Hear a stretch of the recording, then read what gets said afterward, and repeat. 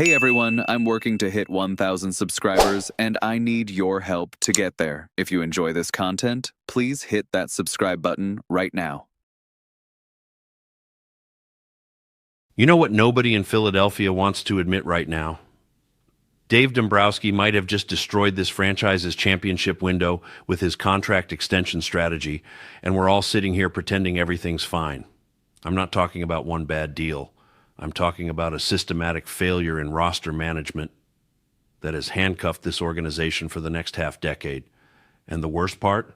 We all saw it coming. We all knew these deals were questionable when they happened, but everyone gave Dave a pass because he's Dave Dombrowski, the guy who's supposed to know what he's doing.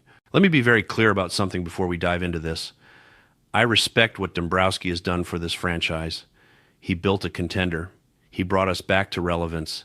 He made aggressive moves that got us to the playoffs multiple times. But that doesn't mean he's above criticism, and it definitely doesn't mean we should ignore the massive mistakes he's made that are now coming home to roost. The bill is due, and Phillies fans are the ones who are going to pay it with years of mediocrity. Let's start with the Trea Turner contract, because this is the one that's going to haunt us the longest. 11 years, $300 million for a shortstop who is already on the wrong side of 30. What were we thinking? No, seriously, what was the logic here? Turner had one elite season in Los Angeles, parlayed that into a massive payday, and Dave just threw money at him like we were playing fantasy baseball with unlimited funds. Now we're watching him put up good, but not great numbers while being locked into a deal that runs until he's 39 years old. 39. Do you know how many shortstops are productive at 39? I can count them on one hand, and most of them had already transitioned to different positions by that age. The structure of that deal is what really kills me. There's virtually no flexibility. We're paying him huge money through his late 30s, which means when his production inevitably declines, we're stuck. We can't move him. No team is taking on that contract. We're trapped, and that's before we even talk about whether he's worth $30 million right now, let alone in 5 years. Turner's a fine player. I'm not saying he's bad, but fine doesn't justify that kind of financial commitment. That contract needed to be 6 or 7 years maximum, and Dave gave him 11 because he panicked about losing another big free agent. Then there's the Nick Castellanos extension, which might actually be worse when you consider the value proposition. We extended Nick before we had to, giving him $100 million over 5 years. And for what? So he could hit 25 home runs while playing defense that actively hurts us.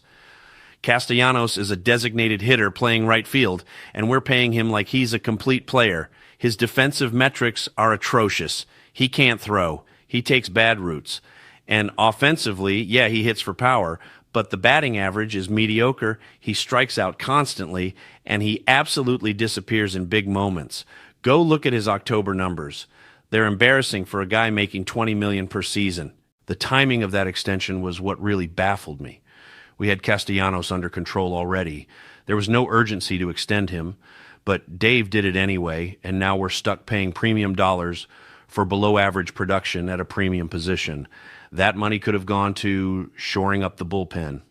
It could have been used to extend younger, more valuable players.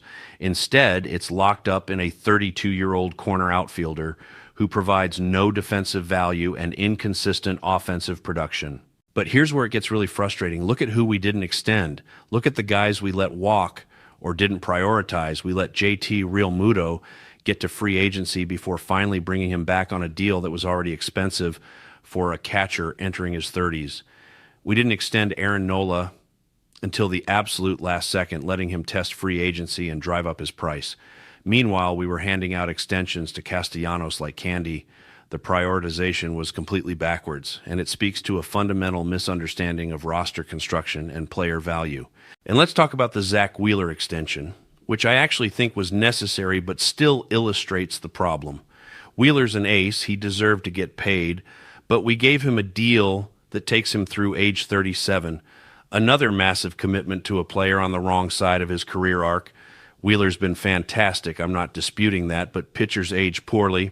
Their arms wear out, velocity drops, and we've committed huge money to him in his mid to late 30s based on the assumption that he's going to maintain this level indefinitely. That's not how baseball works. That's not how aging curves work. It's wishful thinking dressed up as roster management.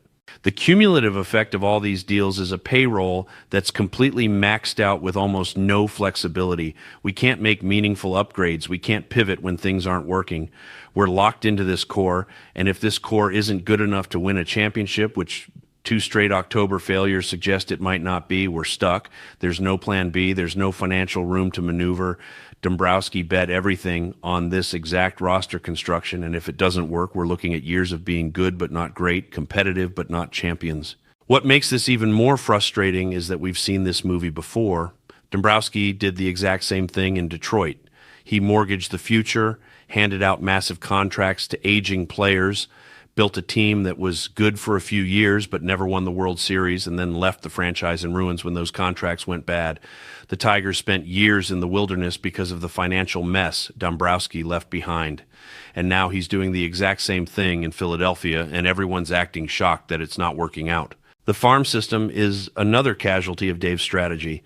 He's traded away prospect after prospect to make win-now moves, and I get it, that's his philosophy. But at some point you need to replenish. You need young, cheap talent to supplement your expensive core. We have nothing. Our farm system is ranked in the bottom third of baseball. We have no impact prospects coming. So when these expensive veterans start declining, which they inevitably will, we have no reinforcements. We have no cost-controlled young players to help absorb the financial burden. We're all in with no safety net. Here's what really gets me about Dombrowski's approach. He acts like we're the Dodgers with unlimited resources, but we're not. John Middleton is willing to spend, absolutely, but there are limits. There's a luxury tax. There are financial realities. And Dave has managed this roster like those constraints don't exist. He's handed out extensions with complete disregard for long-term flexibility, and now we're feeling the consequences. We can't sign impact free agents. We can't take on salary and trades. We're stuck. The Kyle Schwarber contract is another example of questionable decision-making. 4 years, $79 million for a guy who can only DH and play left field poorly. Schwarber's been solid. I'm not saying he's terrible, but that's a lot of money for a one-dimensional player who hits 40 home runs but bats .220 with a 35% strikeout rate. That contract made sense if you thought Schwarber was going to be a middle-of-the-order run producer, but he's been feast or famine, and the famine stretches in October have been catastrophic. What all of these extensions have in common is that they prioritize short-term competitiveness over long-term sustainability.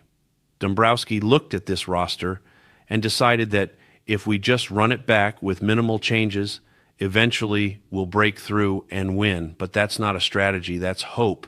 And hope isn't a plan. A real general manager would have recognized that some of these deals were going to age poorly and built in flexibility. A real general manager would have prioritized younger players with longer windows.